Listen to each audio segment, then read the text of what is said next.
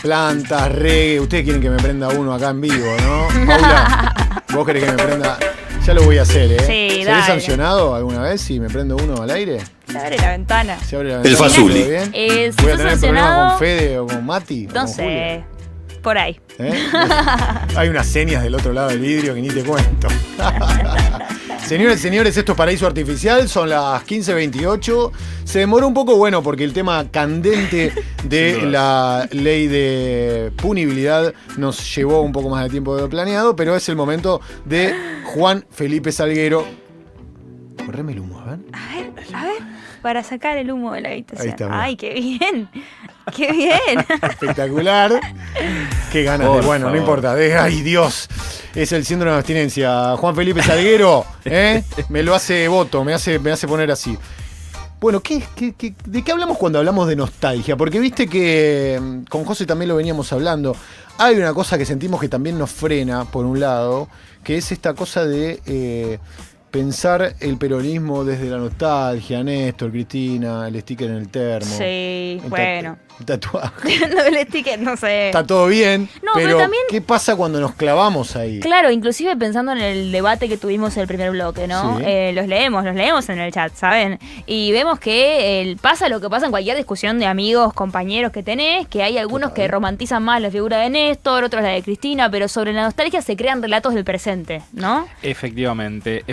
Sí, de hecho me parece un eje central para debatir el presente actualmente, la nostalgia, ya que pareciera que existe un consenso medio generalizado en que entre todas, te dirá, las fuerzas políticas, o prácticamente todas las fuerzas políticas, en que el presente es una cagada. Sí. Mi amigo Fabián Casas dice, la nostalgia es un pecado capital. La nostalgia es un pecado capital, es un abordaje, diría que me parece que bastante acertado, visto y considerando cómo opera la nostalgia en nuestro presente. Pero el presente es una cagada. Pero el Estamos en presente un problema. hay Sí. como una, justamente sobre eso, hay como un cierto consenso en torno al presente de que por lo menos si el presente no es una cagada, por lo menos hay un lugar en el pasado más o menos próximo que por lo menos estábamos un poquito mejor. A veces con más evidencia empírica, a veces menos Sí. evidencia empírica, pero coincidimos en eso de que cuando el presente no se vuelve... el presente se vuelve frágil, el futuro empieza a ofrecer opciones poco creíbles, ¿no? Fantasías. Y es normal que empecemos a ubicar esa fantasía, si se quiere, en el pasado. Y la nostalgia es una forma de acceder a él, no solo como una forma de apegarnos al pasado, sino una forma muy específica de experimentar el tiempo. Hay una autora que se llama Svetlana Boym, que estuve leyendo hace un par de semanas para hacer uno de los últimos videos de Café Kioto. Ella... Sí. Sí, bueno, fueron las... Pasa el chivo. No, te juro, es que no quiero que nadie lo relacione porque es como yo trato de... Veo conceptos que no puedo... No, y está muy después, bien, está me buenísimo, empiezan a dar vueltas toda la semana en la cabeza y digo, che, no hablé casi nada de esto. Claro. Y me parece muy importante.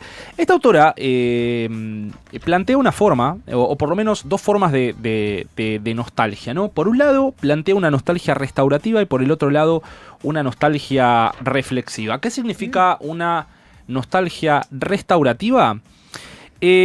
Cuando tratamos de reconstruir un pasado en el presente en torno a una selección muy específica de lo que fue ese momento.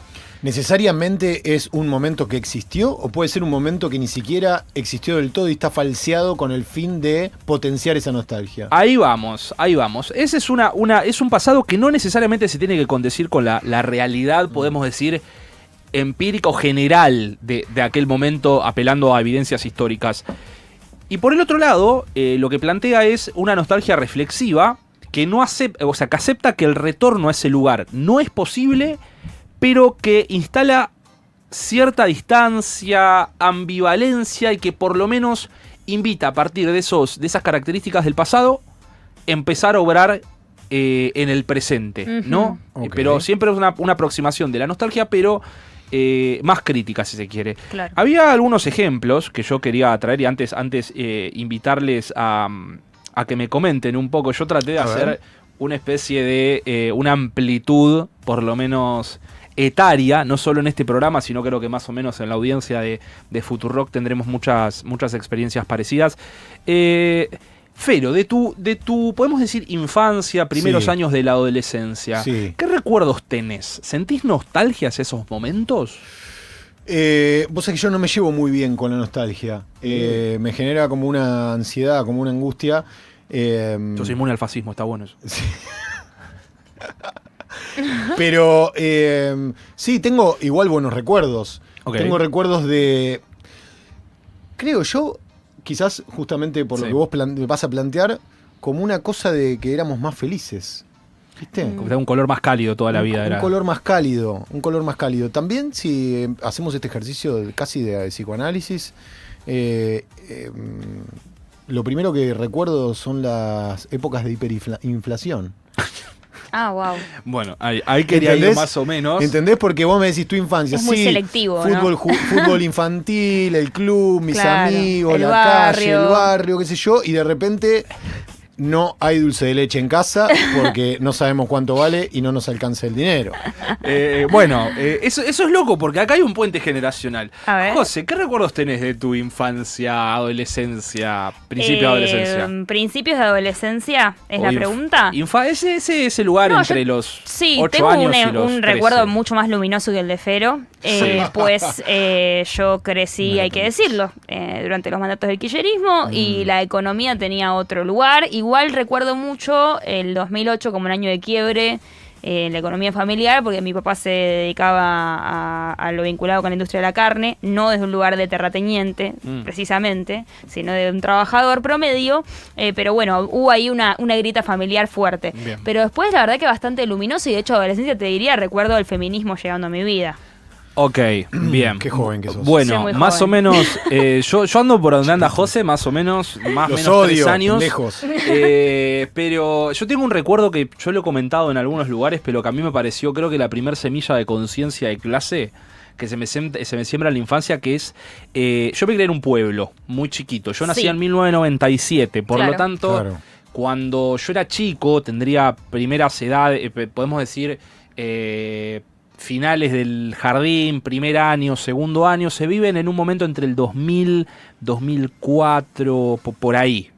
Y yo recuerdo que muchos de mis amigos íbamos a jugar y en el invierno todos andaban con un buzo que era como un azul oscuro, muy oscuro, con un loguito acá, que yo no recordaba, en ese momento le prestaba atención, pero siempre era el buzo. Y yo, en un momento cuando ves 3, 4 personas con el mismo buzo, yo pregunté, che, ¿qué onda? Claro, ¿De dónde sale ese buzo? Y me dicen, no, nos lo dan en el centro, ellos le llamaban el centro, un lugar, y decían, no, pero está bueno, vamos, merendamos, jugamos a la pelota, hacemos lo de ver, está buenísimo. Yo dije, mirá, qué bueno, dale. Y yo llegué a mi casa y le digo a mi mamá, le digo, che, ma, ¿por qué puedo empezar a ir al centro con los chicos? Y en ese momento mi madre me sienta y me explica una situación. De que básicamente el centro era un comedor. Y que no hacía falta que yo vaya. Claro, y vos ahí entendiste. Y yo de repente dije, ¡wow! Las clases sociales. No, total. Un pequeño ángel marxista cayó. Exactamente, abolición inmediata de la sociedad de clases. Dije a los 5 años, un martillazo así, ¡pumba! Así. Exactamente. Así me hizo la cabeza. Pero eso me lleva a reflexionar una cosa. Puedo tener recuerdos muy coloridos de la infancia. No es que tampoco nosotros estamos nadando en nada. Simplemente en una familia de clase media en un pueblo en donde mi papá no sé qué pirueta había hecho para más o menos sanear la crisis del 2001, pero todos estamos en la asamblea del barrio, etcétera, como podíamos estar cualquier persona. Y justamente ese periodo me remonta a un momento muy trágico de la historia. Aún así yo tengo recuerdos cálidos. Y sería muy irresponsable de mi parte tratar de acercarme a la historia, si se quiere, a través de experiencias particulares personales mías. En primer lugar, no porque sean súper luminosas, porque tal vez mi familia no me hacía notar eso. Claro, es verdad. No te lo hacían notar y decías, ok, ¿por qué siempre estamos 100%. comiendo milanesas de pollo, entendés? Sí. ¿Y por qué vas a preparar milanesas de pollo en el...? No, lo notaba en la ausencia de mi papá, que trabajaba cada vez más y cada vez más. Lo mismo, no tengo recuerdos de mi padre tan chico. Bueno, yo. claro. Entonces es como, justamente Los queremos, por eso, pero es cierto, me crió Dragon Ball. Claro. Más o menos. Entonces, Eso me llevó a pensar, por lo menos en algunas de las imágenes que yo había traído, que era, primero, cuando vos hablabas de esa época y de la hiperinflación, a pesar de todos esos lindos momentos que habías tenido, por ejemplo, el año 1989 estuvo marcada por los saqueos. Claro. Total. Y por la crisis. Y capaz que vos podés tener un lindo recuerdo de el club, tus amigos, jugando a la pelota, mientras que Pasaba en el mundo esto. pasaba esto. Algo Exacto. similar, de nuevo, yo cuando era chico, no entendiendo, ¿qué tiene de malo que un presidente viaje en helicóptero? Y yo no entendía. Claro, digamos. claro. Bueno, se fue una forma no tradicional de la Casa Rosada y después de grande lo entendés. Sí. Pero esos recuerdos que puedo tener de la infancia, Tal ¿estaba cual. pasando esto a nivel Estaba país? pasando esto. 2001, Bueno, ¿no? Esto es imágenes Sí, correcto. Tocaste una fibra sensible, me pasaba mucho esto con Cromañón, que es que yo fui un niño sobreestimulado, por supuesto, y me gustaba mucho el arte y la música y siempre quería ir a recitales y mis papás estaban totalmente traumados con ir a un recital porque Sí. yo era muy pequeña cuando ocurrió Cromañón y bueno, 2004. digamos, claro, efectivamente sentó un precedente, ¿no? En la forma en la que yo iba a consumir la cultura y la forma en la que yo romantizo una época en la que no viví, que es Cemento, que es toda Sí. esa época de, por decir, ¿no? Sí. El nacer de ese rock que a mí me identifica culturalmente, pero que no tuve. Digo, yo no fui a Cemento, Sí. o sea, no viví eso. A mí me tocó tener bandas en el post-Cromañón, fue la peor época del Claro. universo, tipo hacer una Vos sabés banda que entre sí. el 2008 y el 2015. Tipo, no hay una banda sola, quedó Él Mató y nadie más. Tal cual, Sí, tal sí. cual. Exacto. Así que por eso me retiré de la música. Pero esto es algo que interpela no solamente, más allá de una pequeña reflexión que podamos tener, sino que plantea en la política, o la nostalgia articulada con la política, una idea de pasado a través de dos interpretaciones. Por un lado, una como verdad y la otra como pregunta. A ver. La semana pasada habíamos hablado sobre básicamente el fascismo y Sí. cómo dentro de esas narrativas se presentaba una, si se quiere, una lógica de humillación, de busca de redención de los pueblos, ni siquiera redención de los pueblos, de reivindicación de los pueblos a través de la venganza sobre los enemigos internos y demás. Y citando el caso de los Estados Unidos, apelando a una grandeza de Estados Unidos que no sabemos muy bien ubicarla en el tiempo, porque eso es un poco raro, pero nuestra sucursal local del trumpismo lo tiene mucho más definido, Tal cual, que Sí. es la Argentina del modelo agroexportador. claro. Hay una imagen que a mí me parece... La Argentina potencia que dice La Argentina Milei, ¿no? potencia, y de hecho Milei siempre llevó un paso más, ¿no? Esa narrativa de los 70 años de decadencia del periodismo, y él te dice, no. Porque acá estamos dejando fuera a Irigoyen. Claro.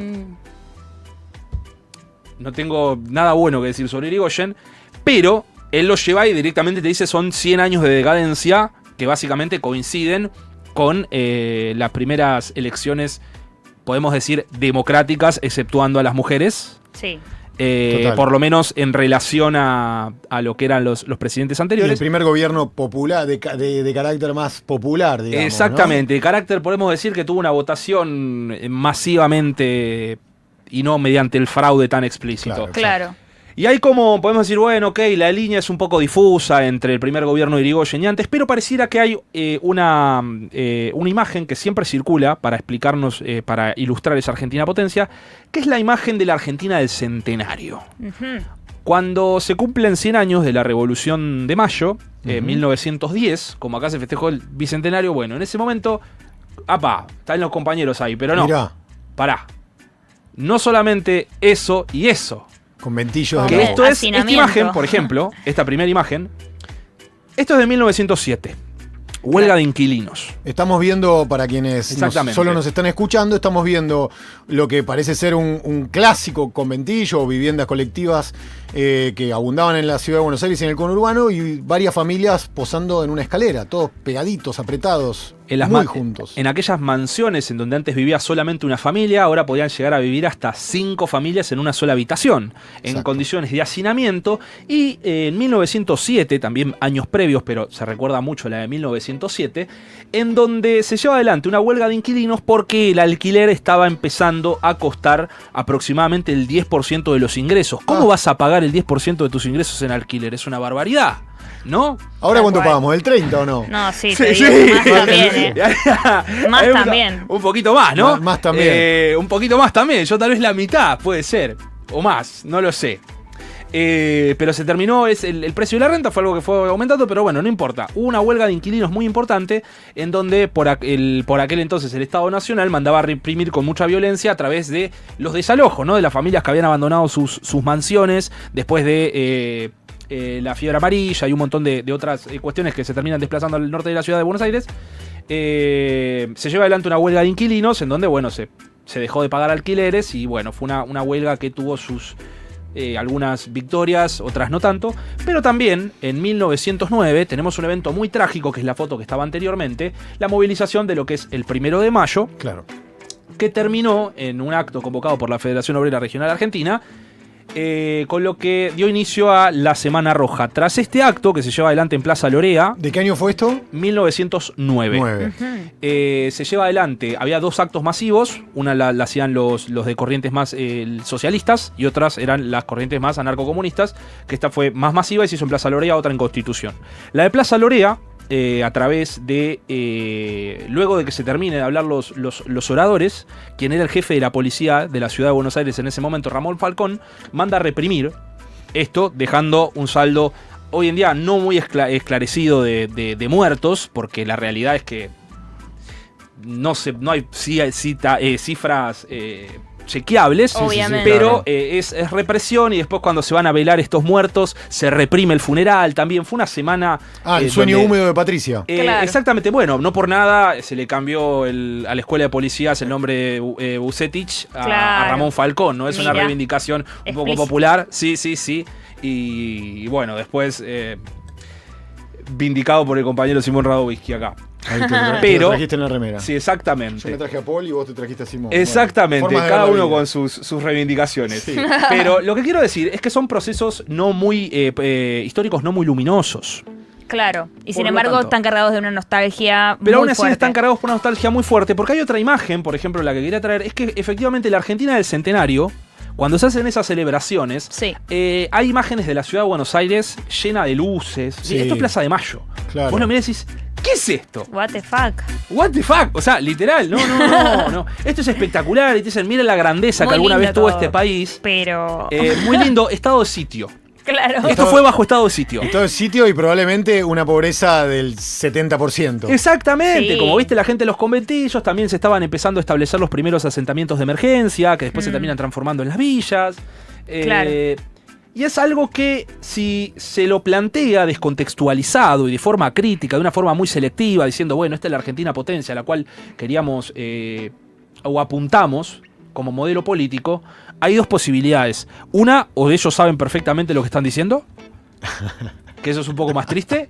Yo creo que saben. Sí que lo saben. Obvio que ellos lo saben, Obvio, saben cómo obvio que Estamos vivían. todos de acuerdo, ¿no? Ahora está el tema en quiénes aquellos que tienen la misma forma de acceder al pasado, de decir, ok, en esa Argentina potencia estábamos todos adentro, por lo menos a mí me va a alcanzar. Pero igual siento que si bien el relato oficialista es el más evidente, porque hablan de la Argentina potencia y lo que decimos, había una pobreza en la mayoría de la sociedad argentina, falta de derechos mínimos, etcétera, también pasa con el campo nacional y popular. Sí, o sea, correcto. que se generan relatos cristalizados como verdades absolutas, porque de alguna O manera... romantizados también, ¿no? Claro, porque para mí de alguna manera lo que tiene la nostalgia es que presume un orden correcto y recuperable en relación a un pasado, y por ende todo lo que está hoy en el presente debe pensarse con ese precedente, ¿no? Pero no desde un sentido de, bueno, a ver qué hicieron, no sé, los sindicatos en el Cordobazo, por qué salieron a la calle pensando en la reforma laboral hoy, sino desde un lugar bastante acrítico, vamos a decir. Ese es el tema. El problema empieza cuando nos empezamos a posicionar todas las personas que estamos de ese lado del Mississippi, en donde siempre pensamos que nuestra aproximación de la historia, más allá de que obviamente tiende a ser un poco más compleja que esta visión de, bueno, la Argentina fue potencia y se cayó a pedazos, pero también empezamos a confundir esta idea del pasado como verdad y como pregunta. Y muchas veces nos acercamos pensando que lo hacemos como pregunta, a través de ciertos ejercicios de memoria, pero en realidad lo terminamos haciendo como verdad. Y eso es un problema, porque también nos lleva a pensar, llevar adelante ciertas políticas o ciertos posicionamientos en un entorno que cambió completamente. Es como pensar, yo a veces lo ejemplifico como la metáfora de jugar un partido de ajedrez en un monoplaza de Fórmula 1, o al revés, correr una carrera de Fórmula 1 en una mesa de ajedrez, ni te cuento, ¿no? Ya que es complicado lo otro. Sí, en un karting. Que no quiere decir que ambos son deportes, si se quiere, ambos podríamos llamarlos deportistas, pero claramente fuera de su contexto, no podemos hacer una mera comparativa de decir, bueno, ¿quién es mejor deportista? ¿Un ajedrecista o un piloto de Fórmula 1? Entonces, creo que es un gran problema para pensar políticas no solamente en el presente, sino de cara a cuál es el lugar que queremos avanzar hacia el futuro, ¿no? Claro. Porque pasa también en esos lugares de pensar experiencias como, bueno, esta gestión fue mucho mejor que la que está ahora, que puede ser una verdad. Puede ser una verdad parcial, sí, también. Pero todas las verdades son parciales. Todas las verdades son parciales, ninguna es absoluta, afortunadamente. Pero dentro de esas fisuras, que tratamos de cerrarlas a través de esa nostalgia, también es un impedimento para pensar qué viene después. Porque también quedamos, y relacionado un poco con lo que hablamos en el bloque anterior, ¿qué hacemos con esas discusiones que siempre se van postergando porque pareciera que solamente tenemos una posición mucho más certera, claro, y si se quiere más intransigente cuando estamos del otro lado y nos toca resistir? Claro. Pero no pensamos en el futuro diciendo, ok, trataríamos de plantear, y lo mismo pasa por ejemplo con reforma laboral, es lo mismo, ¿en qué momento era necesario? Existen esos consensos, ¿no? De que hay que cambiar el sistema penal argentino, ok, estamos de acuerdo, hay que reformar el sistema laboral argentino, estamos de acuerdo. Y terminamos cayendo en un escenario en el cual, bueno, pero ¿qué queremos? ¿Una reforma regresiva o otra reforma? Claro. Que sea deseable. Y eso es un problema. Sí, también pienso en lo difícil que es romper con la nostalgia sin a su vez construir sujetos políticos ahistóricos, que es un poco lo que quiere siempre la derecha. A ver, ¿no? explica un poco eso. A lo que José. voy es, hay algo de las ultraderechas que yo veo mucho, que es lo que dice Feli, el uso de la nostalgia como un relato verdadero, irreprochable, que no tiene rigor histórico, en este caso en particular, sí, sino que es, bueno, sí, la Argentina es potencia, pero pará, en base a que lo decís, la Argentina nunca fue potencia, no hay datos que corroboren nada de lo que estás enunciando. Sin embargo, a ellos no les importa, porque lo que quieren es ese giro semántico que logran de decir, este presente es una porquería, tenemos que recuperar ese pasado. Y eso lo logran dando por sentado que a nadie le sirve estudiar la historia. O sea, a nosotros no nos sirve como argentinos mirar el pasado, porque salvo en esa etapa en la que Argentina fue potencia, todo lo demás lo hicimos mal. Y para mí hay un problema muy grande ahí, porque obviamente si nosotros como ciudadanos no conocemos la historia que nos antecedió, es probable que repitamos algunos errores que nos hicieron sufrir o hicieron a nuestros antepasados sufrir. Entonces, ¿cómo hacemos para construir presente, vamos a decir, para no hablar tampoco de futuro, con conciencia de dónde venimos, pero tampoco quedándonos aferrados a una idea de aquello que funcionó, que quizá hoy con el mundo como cambio no nos sirve tanto? ¿Se entiende? Le agrego una dificultad a la pregunta de José, porque el presente pasa cada vez más rápido. Sí, también nos pone la obligación de tener que pensar cada vez más rápido, y no siempre pensar rápido es la mejor opción, ¿no? Por eso Paraíso Artificial se toma mucho tiempo para pensar las conversaciones que quiere plantear. Buen punto. Siguiendo la metáfora de la construcción, por lo menos a mí me gusta pensar, un poco tomando también lo que dice Svetlana, es pensar al pasado como si fuera una especie de hogar, pero un hogar al cual no podés regresar. Pero es un hogar que también no necesariamente es como lo recordamos, o capaz que ese hogar ni siquiera existió, capaz que sentimos hogar en un lugar que nunca jamás fue un hogar, pero por mera comparación lo fue. Pero por lo menos esa conciencia evita la fantasía de la restauración. No como una forma de abandonar otras prácticas, y por eso vuelvo a la metáfora de el ajedrez y el monoplaza de Fórmula 1. Ninguna de las dos cosas por sí misma está mal, pero sí en ciertos momentos las demandas históricas son unas y otras, y no porque haya quedado en el pasado debemos dejarla. Tal vez en el pasado no llegó a conducir, no condujo al resultado que queríamos, Claro. y tal vez ahora están dadas ciertas condiciones materiales que nos permite volver a reintentar ese esquema, ¿no? Es como hablar en el caso de las movilizaciones del 1 de mayo de 1909, en donde, bueno, después, si queremos hablar, 10 años después se lleva adelante la otra semana, que es la Semana de Enero, también conocida como Semana Trágica popularmente, que básicamente fue una huelga que se lleva adelante en los talleres Bacena, en Barracas, lo que es más o menos la zona de Barracas ahora, y es básicamente una huelga que se extiende, deriva en una represión que se extiende durante toda una semana, y ahí se sienta el precedente de las 8 horas en Argentina. Claro. Y el pago de las horas extra también, si se quiere. Pero Todo lo que este gobierno está por desterrar. Exactamente. Y ahí vamos de nuevo. Pasaron 100 años y hoy en día estamos discutiendo si las 8 horas están bien o mal. Entonces, estaría bueno capaz decir, bueno, son herramientas que quedaron en el pasado, pero que podemos volverlas a traer al presente, tal vez replanteándolo, no como simplemente tomarlo de acá y llevarlo de allá, sino aprender a partir de ese proceso, a partir de esa aproximación, y decir, bueno, en este momento no podemos resolver esto con lo que tenemos o con las herramientas que tenemos. Tratar de conservarlo tampoco es la respuesta. Claro. Porque lo único que vamos a hacer es tratar de conservar lo poco que tenemos a cada año que pasa, y más que nada en posición defensiva, y como se están dando las cosas, lo único que, más allá del aferro emocional que podamos tener a eso, la realidad es que cada vez ese presente se vuelve más precario, y pareciera que esa es la tendencia, que se vuelva más precario, porque el presente es una mierda. Y en el futuro nos vemos igualmente todavía más degradados. Entonces, eso me parece muy importante pensar si se quiere, a la nostalgia o al pasado, no solamente como símbolos, sino también como fragmentos de cosas que nos pueden servir para construir otras cosas o otras habitaciones para esa casa o ese hogar imaginario, siguiendo la misma metáfora de construcción de memoria colectiva, ¿no? Habitaciones que está empezando a levantar nuestro querido Juan Felipe Salguero con cada una de sus participaciones. Nos hacen pensar un montón. Ya tengo ganas de pensar cuál va a ser el próximo ladrillo de esta construcción que nos está trayendo el querido Juan Felipe. Muy interesante. Yo pensaba, claro, el origen de la palabra melancolía viene de nostalgia por la tierra natal. Era algo que incluso se le diagnosticaba a los soldados que volvían de la guerra, ¿no? Es algo que se ve mucho en las películas, ¿no? Sufre melancolía. Y vos Claro. decís, ¿qué tiene? ¿Melancolía? ¿Qué? Pero claramente estás en una trinchera en Verdún hace 2 años. Sí, Claro. no. Te la digo. Está replayando. O las lavanderas afrodescendientes de Buenos Aires, que según los relatos de la época se iban a fumar cannabis, porro, pango, se le decía Mirá. a la orilla, porque les conectaba con su pasado en su tierra natal, Wow. ¿no? Eso, perdón, te hago un inciso pequeño rápido ahí sobre... Por eso es muy importante pensar en memoria colectiva y no en memoria nacional.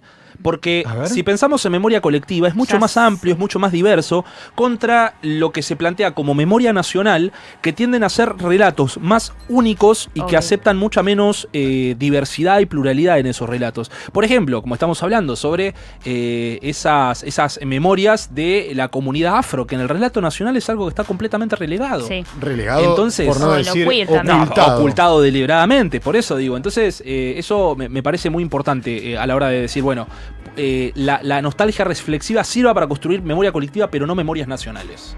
Porque, de nuevo, los mismos problemas. Excelente, Juan Felipe Salguero. Yo creo que hay que aplaudirlo. Corresponden Muchas un par de gracias. aplausos, sí. La verdad Bueno, que sí. tienen, para el cierre, tienen la oportunidad de dejar algún mensaje, alguna reflexión sobre lo que acabamos de hablar, o incluso de la primera conversación al 40 66 0000. Sepa, volvemos y nos despedimos. Placer, belleza y evasión.